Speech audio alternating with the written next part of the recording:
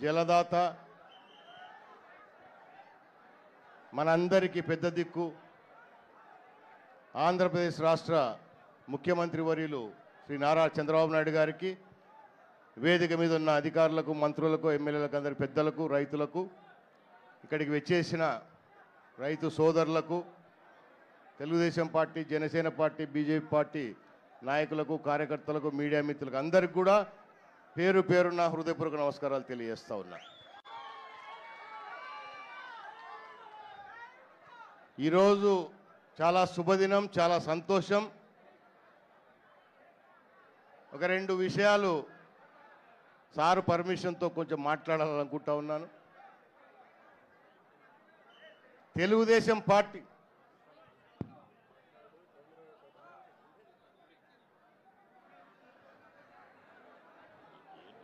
గతంలో కాంగ్రెస్ పార్టీ కానీ మొన్నటిదాకా పరిపాలించిన వైఎస్ఆర్ పార్టీ కానీ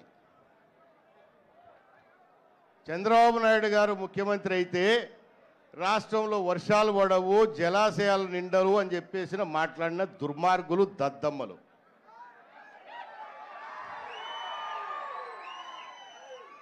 జూలై మాసంలో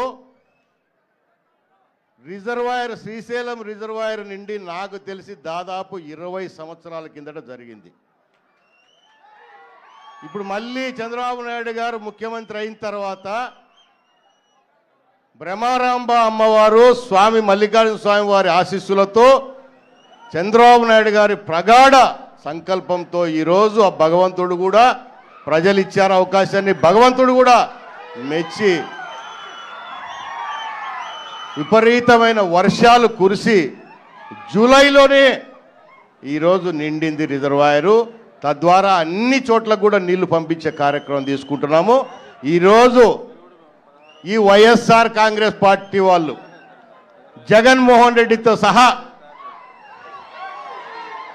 సమాధానం చెప్పాలి. దుర్మార్గులు ఎన్ని దుష్ప్రచారాలు చేశారు గతంలో. ధైర్యం ఉంటే ఇప్పుడు మాట్లాడండి, దమ్ముంటే మాట్లాడండి, అబద్ధాలు మాట్లాడడం కాదు. మీరు నోట్ ఇచ్చారు. ఈరోజు చంద్రబాబు నాయుడు గారు ముఖ్యమంత్రి, వర్షాలు పడినాయా లేదా? గతంలో ఎప్పుడూ లేనటువంటి వర్షపాతం ఇప్పుడు నమోదైంది. మరి ఈరోజు ముఖ్యమంత్రి చంద్రబాబు నాయుడు గారు, జగన్మోహన్ రెడ్డి కాదు కదా. మళ్ళీ ఈరోజు ముఖ్యమంత్రి చంద్రబాబు నాయుడు గారు రిజర్వాయర్లన్నీ కూడా బ్రహ్మాండంగా నిండుతాయి. దుర్మార్గులారా, రైతులకు కూడా నేను ఒకటే విజ్ఞప్తి చేస్తా ఉన్నా.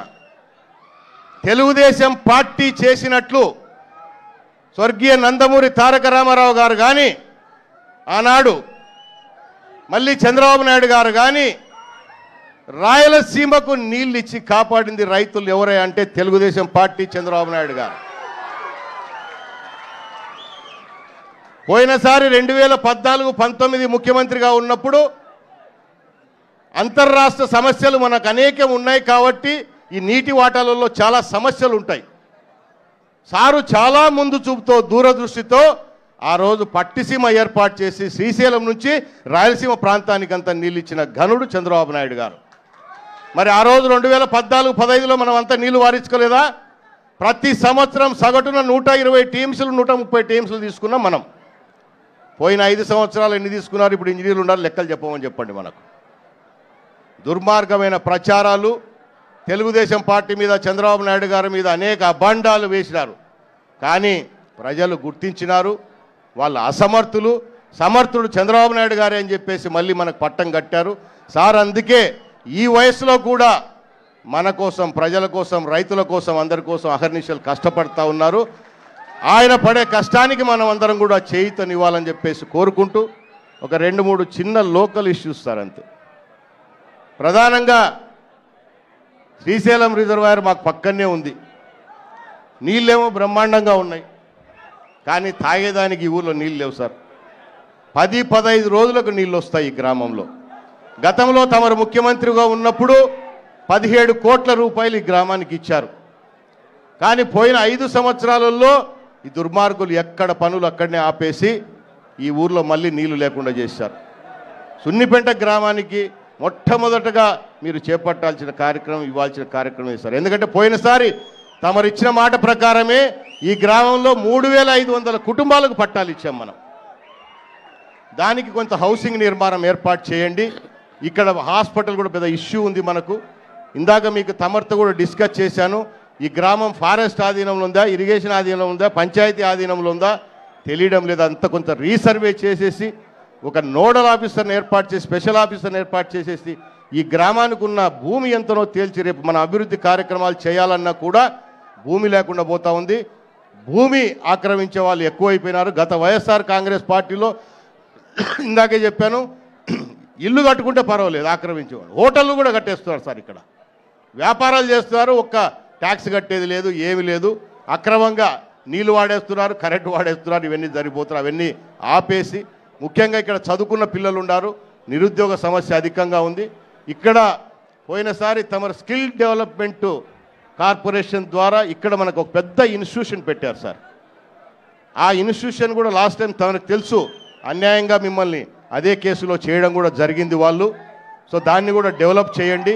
ఈ గ్రామానికి కావాల్సిన రిప్రజెంటేషన్ మీకు చేస్తాను. అవన్నీ తప్పకుండా తమరు మాకు చేసి పెట్టాలని చెప్పేసి కోరుకుంటూ సెలవు తీసుకుంటా ఉన్నాను sir. Thank you very much sir.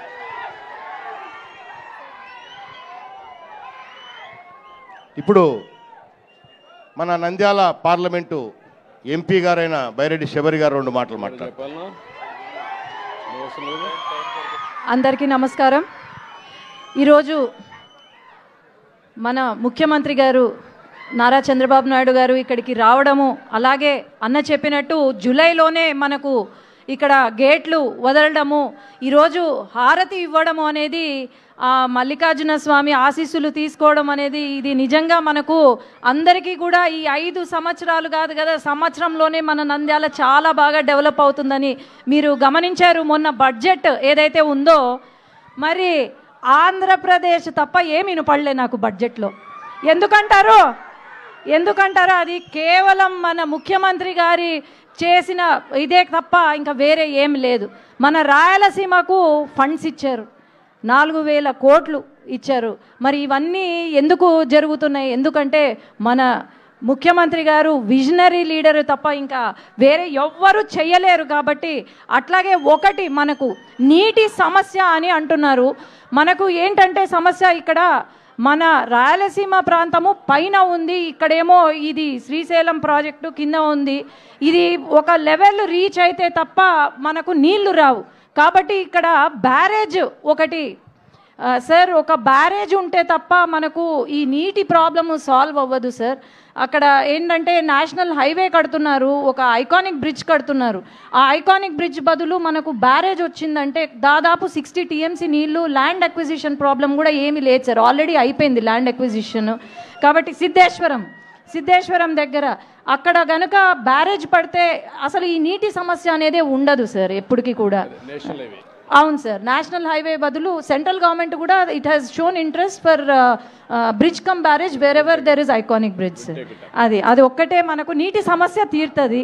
కాబట్టి సెంట్రల్ సార్ ఆదేశాల మేరకు మనం ముందుకు వెళ్దాం. థ్యాంక్ యూ, ధన్యవాదాలు.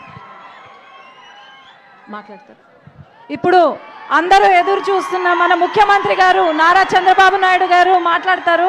అందరూ కూడా నిశ్శబ్దంగా వినండి. అందరికీ నమస్కారాలు. వేదిక పైన పెద్దలు, తమ్ముళ్ళు వారుగా రండి, పోలీసులు కూడా వారుగా వచ్చేసేయండి, కనపడండి అందరికీ. మీరంతా ఒక పక్క వచ్చేయండి. You come. ఓకే, అక్కడే ఉండండి, మీరు అంతవరకు ఉండండి. ఇట్రా మీరు ఇటు ఈ పక్కన అక్కడే వాళ్ళకి కనపడేట్టుగా ఉండండి. ఈ పక్క వచ్చేయండి అండి. ఓకే వదిలేసి ఇంకొదిలేయి. మీరు ఎన్నికి రండి.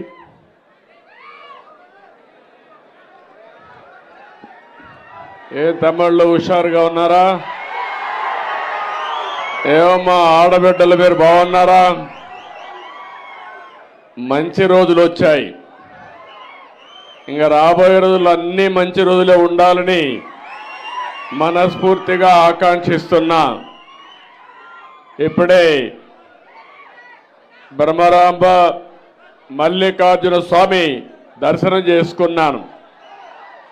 దర్శనం చేసుకొని నేరుగా ఇప్పుడు మీ దర్శనం చేసుకొని ఇంత మునిపి శ్రీశైలంలో జలహారతి ఇచ్చి మళ్ళీ ఇప్పుడు మడకసరికి వెళ్ళాలి. అక్కడ కూడా పేదవాళ్ళ పింఛన కార్యక్రమాలు ఏ విధంగా జరిగాయో సమీక్ష చేయడానికి. మీ ఉత్సాహం చూశాను.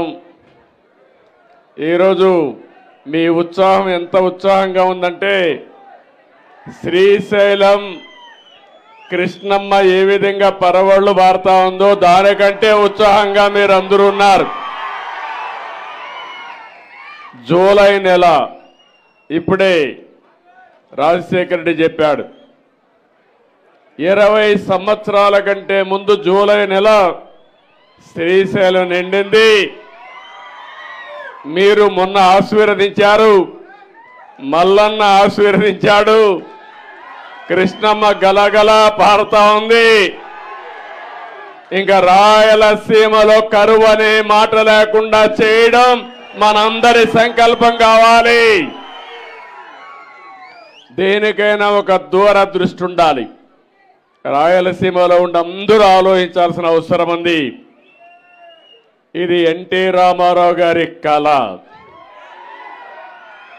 మొట్టమొదటిసారిగా కృష్ణా జలాల్ని మిగులు జలాలు మనం వాడుకోవచ్చని చెప్పింది, తెలుగు జాతి అవసరాలకు వాడుకోవచ్చని చెప్పిన ఏకైక నాయకుడు నందమూరి తారక రామారావు గారు. ఆ రోజు ఆయన ఒకటే ఆలోచించాడు, అనేక ప్రాజెక్టులు. తెలుగు గంగ మీరు గుర్తుపెట్టుకోవాలి, తెలుగు గంగ ప్రాజెక్ట్ని తమిళనాడుకు నీళ్లు ఇవ్వాలంటే, పైపులు భూములు వేసి తీసుకుపోవాలంటే నా రాయలసీమకు నీళ్లు ఇచ్చిన తర్వాతనే చెన్నైకి నీళ్లు వెళుతాయని చెప్పి సాధించిన వ్యక్తి నందమూరి తారక రామారావు గారు. ఎస్ఎల్ మీరు ఇంకొక పక్క చూస్తే అందరి నీవా కానీ, SRBC కానీ, లేకపోతే నగిరి గాలేరు కానీ అన్ని కాలువలు రిజర్వాయర్లు ప్రారంభించింది ఆయన. అవి పూర్తి చేసింది నేనని మీ అందరికి విజ్ఞప్తి చేస్తున్నా. నేను ఒకటే ఆలోచించాను, నేను కూడా రాయలసీమలోనే పుట్టాను, కానీ మీరు ఇంకా వెనకబడి ఉన్నారు.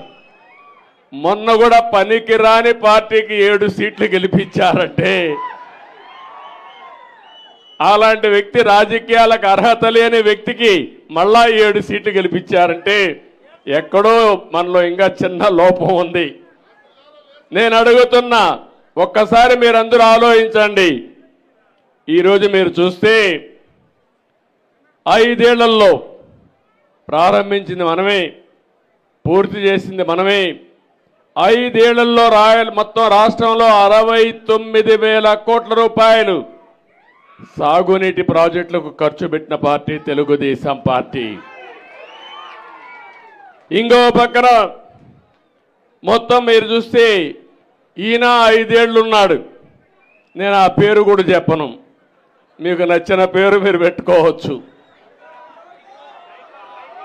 ఖర్చు పెట్టిన డబ్బులు చూస్తే 19,000 కోట్లు.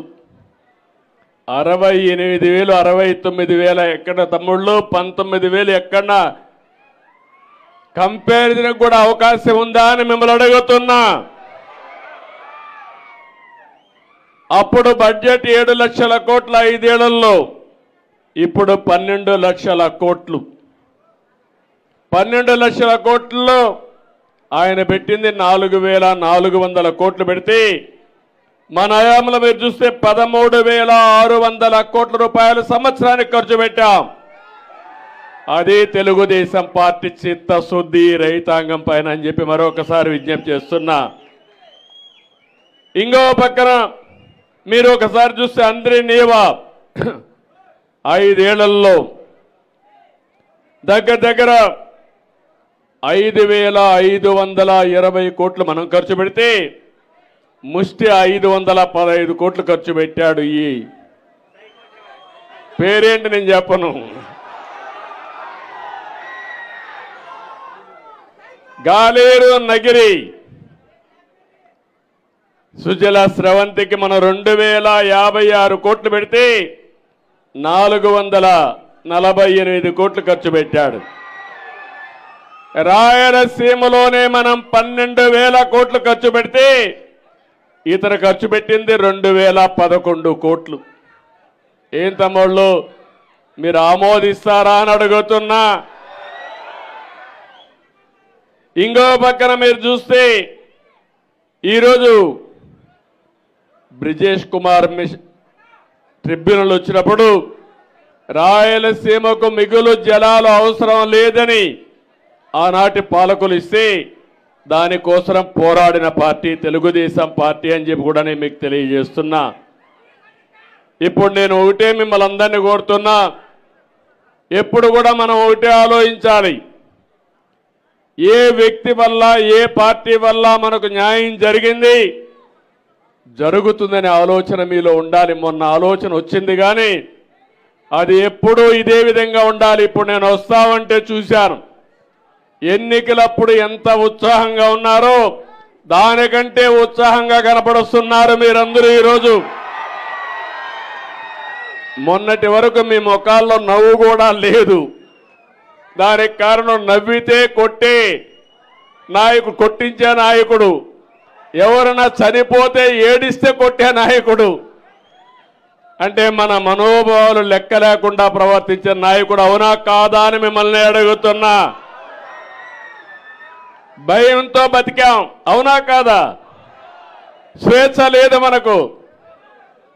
అలాంటి దగ్గర నుంచి ఇప్పుడు లిబరల్గా మీరు ఫ్రీగా ఏమి చేయాలన్నా చేసే శక్తి వచ్చిందంటే అది ప్రజాస్వామ్యం ఇచ్చింది.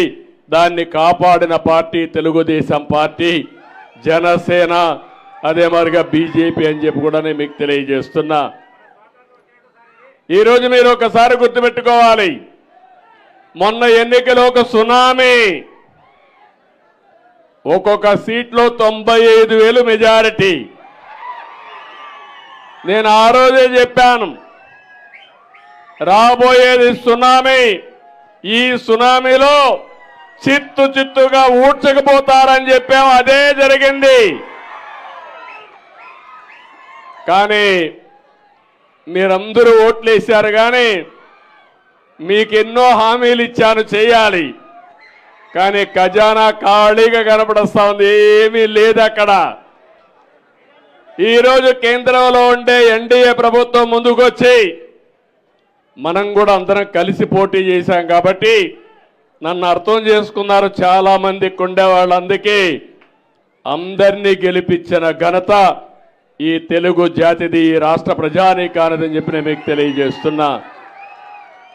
దానివల్ల నిలదొక్కునే శక్తి వచ్చింది. కానీ నేను ఆలోచించిన ఒకటే ఆలోచిస్తున్నా, ఈరోజు మీ అందరికీ ఒకటే విజ్ఞప్తి చేస్తున్నాను. నేను నేరుగా మల్లికార్జున స్వామి దర్శనం చేసుకుని నేను సంకల్పం చేసి అదే మరి కృష్ణమ్మ తల్లికి జలహారతిచ్చి నా బాధ్యత నేను చేశా. కానీ ఈ సంవత్సరం చూస్తూ ఉంటే ఇంకొక 2-3 రోజుల్లో శ్రీశైలం ఫుల్ అయిపోయింది. ఇప్పటికే నాగార్ సాగర్ ఫుల్ అవుతుంది, పులిచింతల ఫుల్ అవుతుంది. రాయలసీమలో సముద్రం లేకపోయే నీళ్ళని రాయలసీమకు పంపిస్తే అన్ని రిజర్వాయర్లు పూర్తయితే రాబోయే 5 సంవత్సరాలు కూడా కరువు అనే మాట లేకుండా ప్రణాళికలు తయారు చేసే బాధ్యత మాదని మీ అందరికీ హామీ ఇస్తున్నా. నీరు అనేది చాలా ముఖ్యం. నీరున్నప్పుడు నీటి విలువ తెలియదు. మీరు ఆ విషయం గుర్తుపెట్టుకోవాల్సిన అవసరం ఉంది.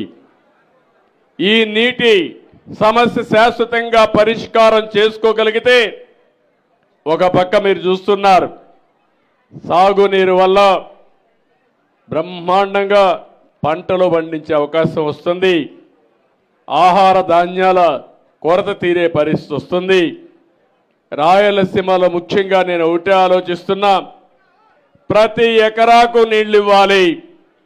ఆ నీళ్లు ఇవ్వడం కూడా పండ్ల తోటలు, ఉద్యాన పంటలు ఎక్కువ పండించాలి.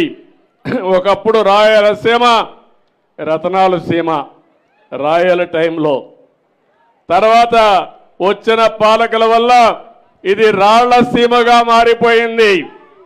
నేను అందుకే చెప్పాను, ఈ రాయలసీమను రతనాల సీమగా తయారు చేస్తానని నేను మీకు హామీ ఇచ్చాను ఎన్నికలప్పుడు.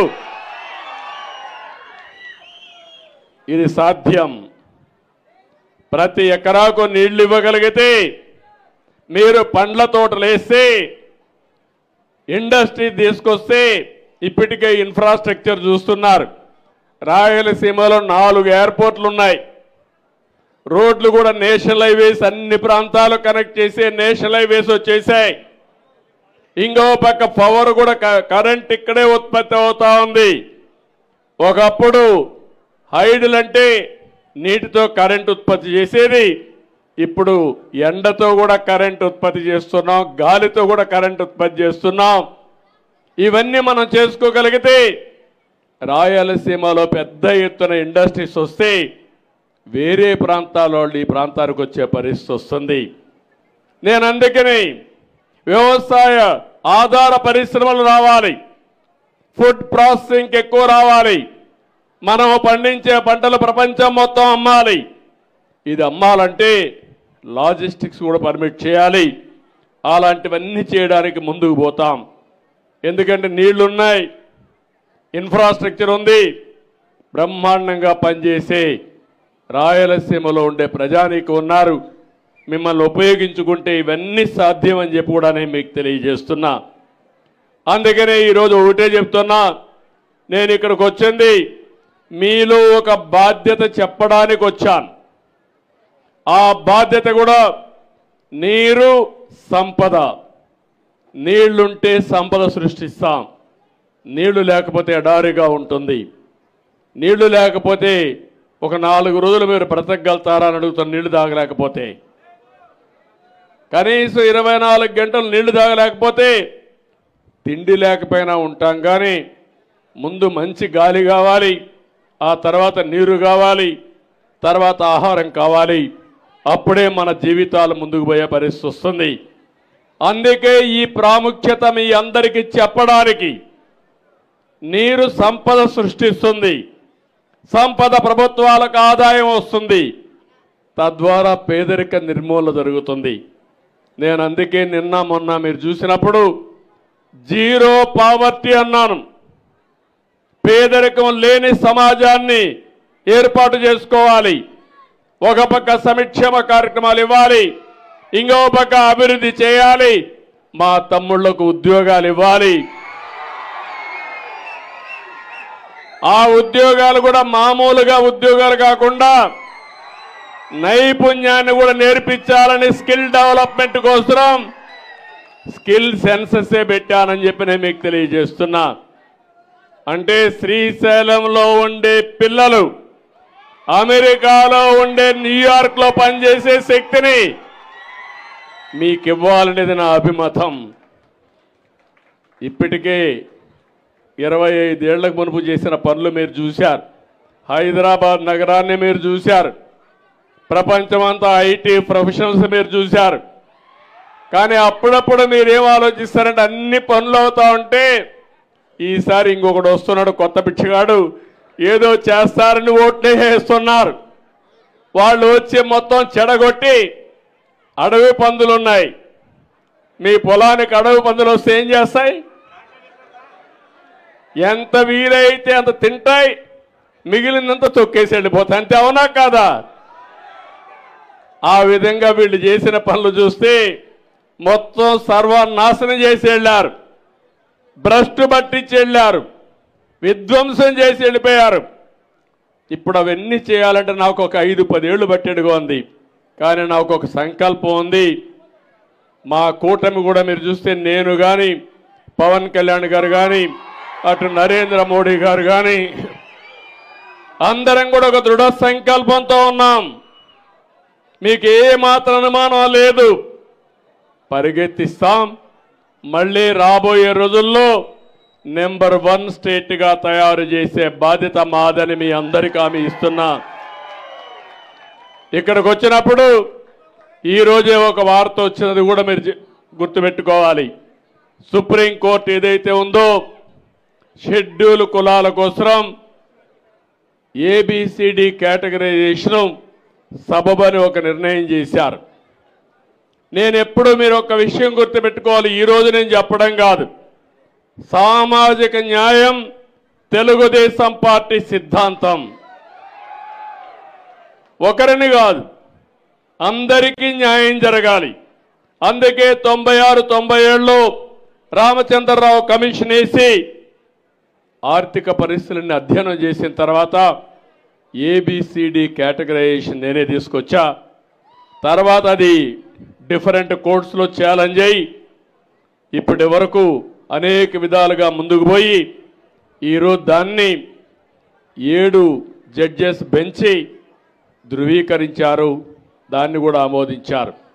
నేను ఒకటే మీ అందరినీ కోరుతున్నాను, జనాభా దామాషా ప్రకారం ప్రతి కులానికి, ప్రతి మతానికి, ప్రతి వర్గానికి న్యాయం చేయడం తెలుగుదేశం పార్టీ సిద్ధాంతం అని కూడా మీకు తెలియజేస్తున్నా.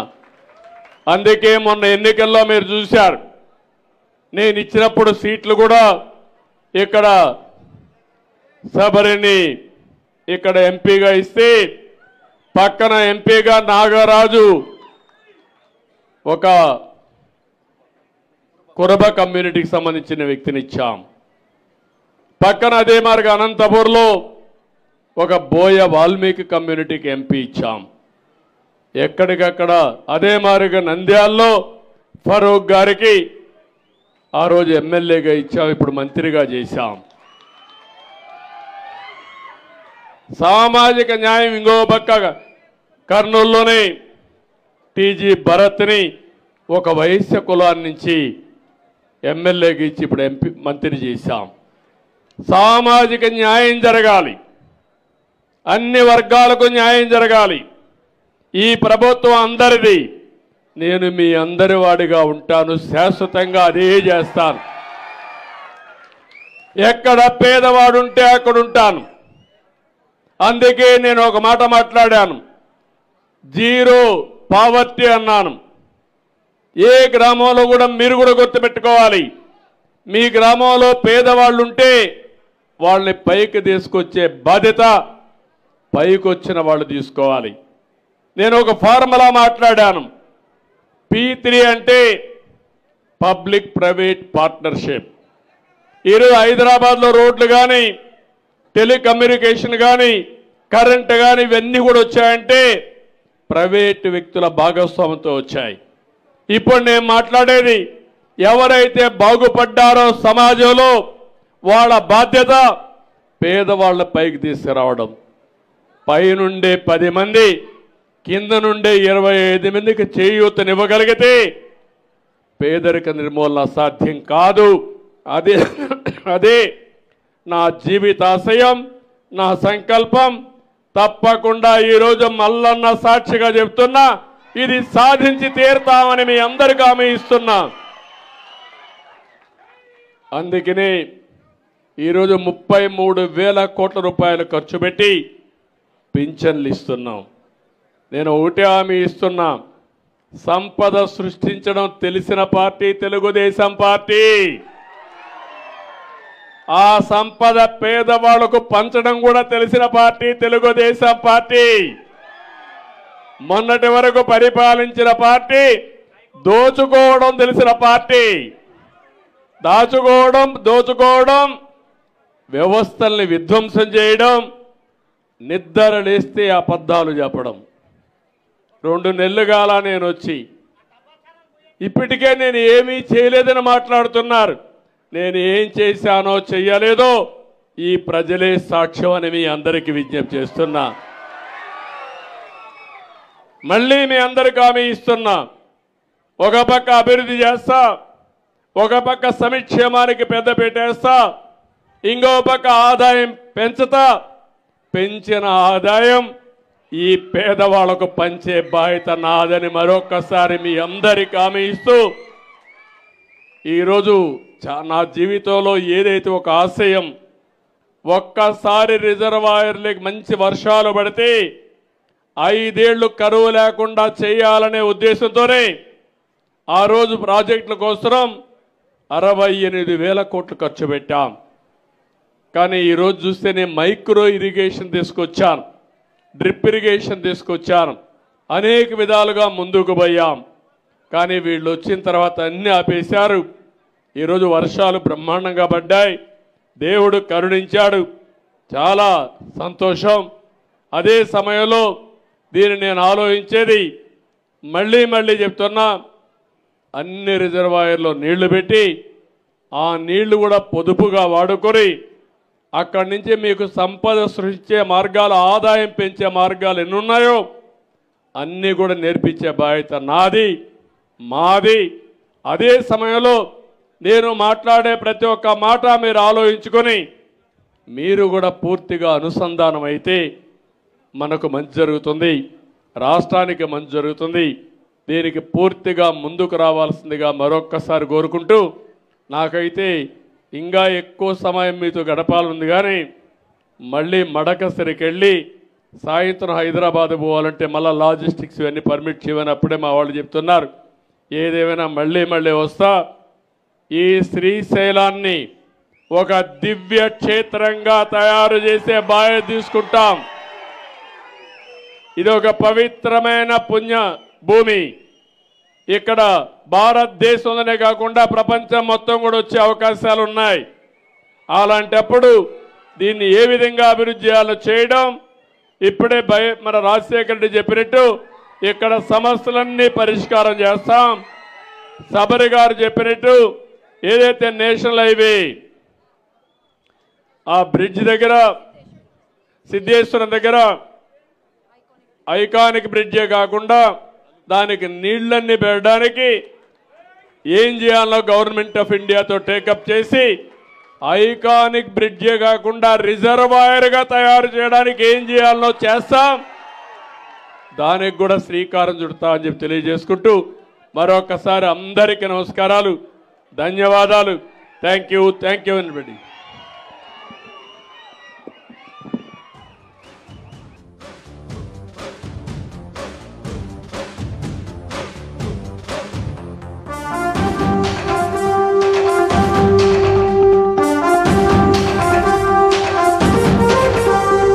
గట్టెక్కించే నాయకుడిప్పుడు ఒకటే జాతికి ప్రగతిని తెచ్చే పాలకుడిప్పుడు అతడే.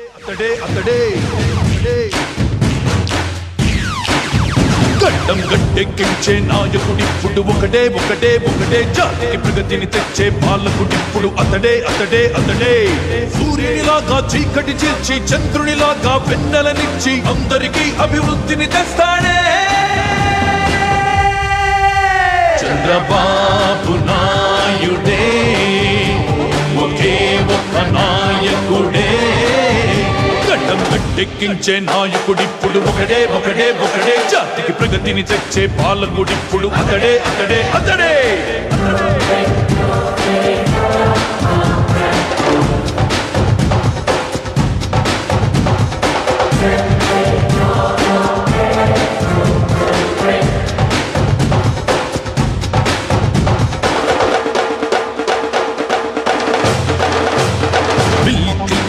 రప్పించి బిల్గేట్స్ని మెప్పించి ఏలిన A1 స్టేట్స్ మ్యాన్,